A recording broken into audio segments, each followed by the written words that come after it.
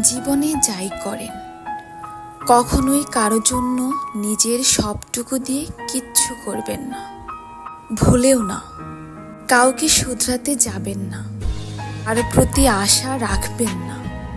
নিজের সবটা দিয়ে কখনো কাউকে সাহায্য করবেন না। কারো জন্য নিজের জীবন বাজি রাখবেন না। বিশ্বাস করুন, মানুষ এগুলোর মূল্য দিতে জানে না। কেউ আপনাকে বুঝবেও না আপনি তার জন্য কি করছেন। এটা সে কখনোই স্বীকার করবে না।